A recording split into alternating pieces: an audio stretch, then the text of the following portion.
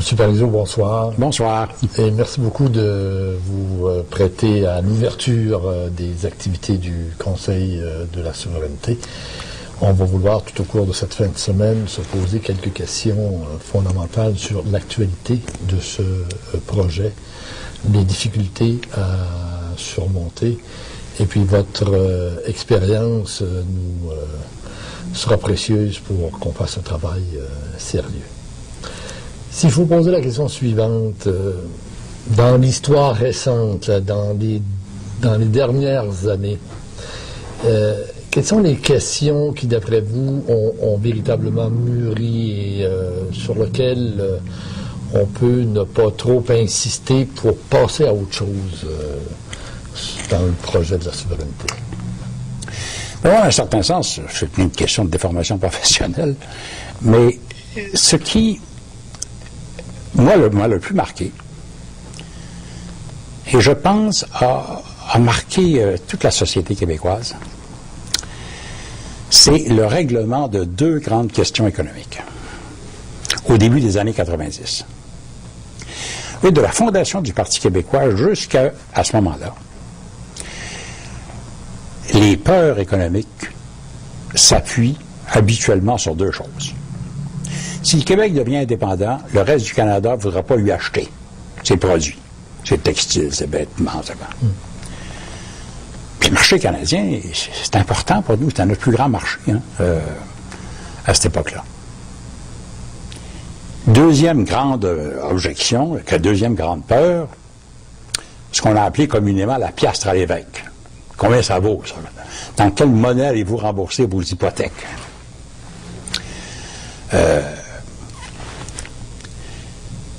Ces deux questions-là vont se régler au début des années 90 ou à la fin des années 80 dans deux grands débats. Le premier est celui du libre-échange. Puis ensuite, qui va devenir en 89, et puis qui va devenir l'ALENA en 93. Là, je ne vais pas rentrer dans le débat sur le chapitre 11 de l'ALENA, là, ça c'est autre chose. Mais c'est fondamental ce qui s'est passé là. Tout à coup, le libre-échange s'installe dans toute l'Amérique du Nord. Là, un Canada anglais de mauvaise humeur parce que le Québec devient indépendant, ben, ça ne peut plus avoir beaucoup de conséquences sur le plan des échanges. D'abord, très rapidement, le marché américain devient de loin notre plus grand marché. Puis d'autre part, dans une zone de libre-échange, c'est pas parce qu'une des parties est de mauvaise humeur qu'il peut changer toutes les règles. En un certain sens, on demandait aux Américains d'être les gardiens des règles de la zone de libre-échange. C'est-à-dire de nous protéger contre la mauvaise humeur du Canada anglais. C'est fondamental, c'est très important. Ce qui, à partir de là, détermine notre capacité à prospérer, c'est quoi? L'efficacité de nos entreprises. Elles sont compétitives ou elles ne sont pas compétitives. Mais si elles le sont, leur marché, c'est l'Amérique du Nord. Et on a commencé à comprendre à partir de ce moment-là que notre avenir économique est en Amérique du Nord. C'est extraordinaire, l'augmentation des exportations du Québec vers les États-Unis. C'est 7-8 fois plus élevé que l'augmentation de nos exportations vers le reste du Canada. C'est quand même étonnant comme phénomène. La monnaie. La monnaie, c'était un débat d'idées. Et après ce débat, qui a duré une bonne couple d'années, 90, 91, 92, on en parlait à Bélanger-Campeau, puis c'est revenu ensuite avec la loi 150 sous Bourassa. Et puis à un moment donné, ça s'est réglé, ce débat-là. De la façon suivante. Si les Québécois veulent garder le dollar canadien comme leur monnaie, personne ne peut les en empêcher. Ça a l'air de rien, mais c'est énorme. Parce que là, il n'y avait plus de spéculation sur une monnaie québécoise qui allait tomber en catastrophe dans les marchés. Si le Québec veut garder le dollar canadien quand il devient indépendant, c'est à lui de décider. À partir du moment où ces deux questions-là sont réglées, ça change le portrait pas mal. Là, ça dépend du Québec, de son énergie, de son travail, de sa productivité, de savoir s'il va devenir prospère ou pas. C'est pas rien.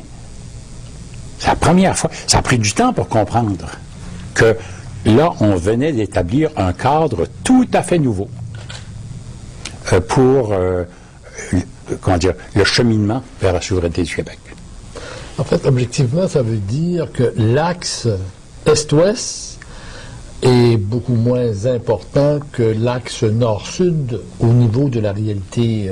De tous les jours, ah oui, je comprends, bien. Mais, et comment?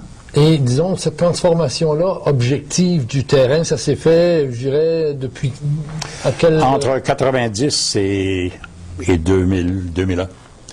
Depuis ce temps-là, il y a eu un ralentissement économique aux États-Unis. Donc, nos exportations ont cessé d'augmenter aussi rapidement. Mais en 10 ans, 11 ans, là, les États-Unis sont devenus de loin notre plus grand marché.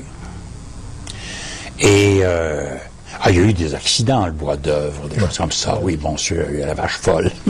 mais dans l'ensemble, le libre-échange s'est étendu. Et si bien qu'à l'heure actuelle, il y en a qui disent, oui, mais si le Québec devient indépendant, il faudrait renégocier l'ALENA. Ah oui, bien sûr, parce que l'ALENA, c'est à 3. Alors, si c'est l'ALENA à 4, c'est évident qu'il faut négocier un 4e chaise ou strapontin, comme vous voudrez. Oui, ça va de soi. Mais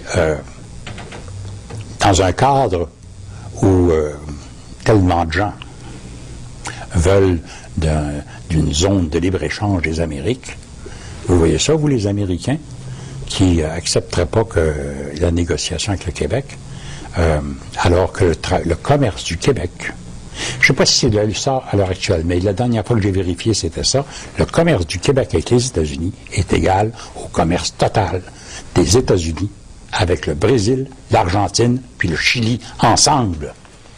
C'est pas marginal, le phénomène québécois dans la zone de libre-échange. C'est pas marginal du tout.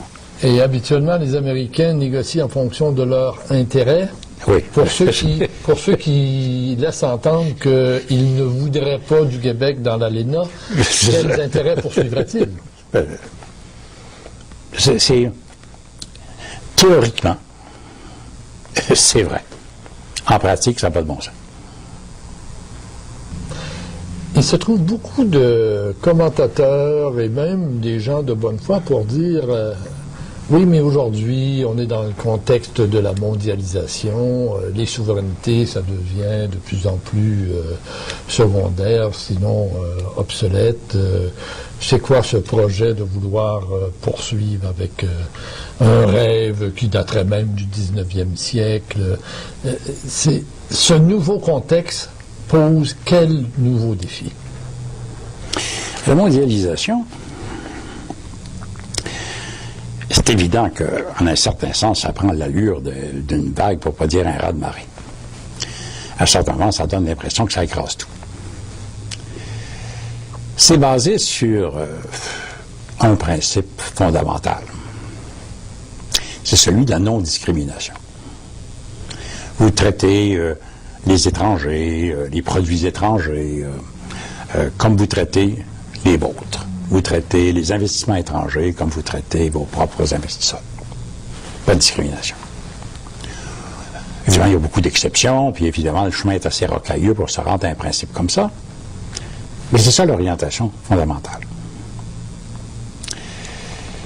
Et si vous n'acceptez pas, vous êtes un pays qui n'accepte pas ces règles-là, avec la bénédiction des organismes en question, surtout de l'OMC. L'OMC c'est celui qui a le plus dedans, l'Organisation mondiale du commerce. Avec la bénédiction de l'OMC, vous faites l'objet de représailles financières, commerciales. Ça a des dents, ça, c'est maintenant.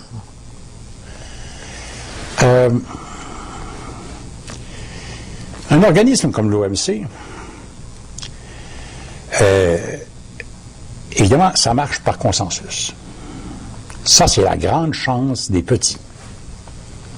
Non pas parce que tout seul, ils peuvent empêcher un consensus, mais en se mettant à plusieurs, oui, ils peuvent l'empêcher, le consensus. Encore pour faire partie du consensus, encore faut-il que vous soyez là. Ça, c'est ouvert aux pays indépendants seulement. Tout le monde veut rentrer dans l'OMC. Hein? Tous les pays cherchent à rentrer. Pour la raison suivante, c'est comme ça concerne de plus en plus non seulement les produits,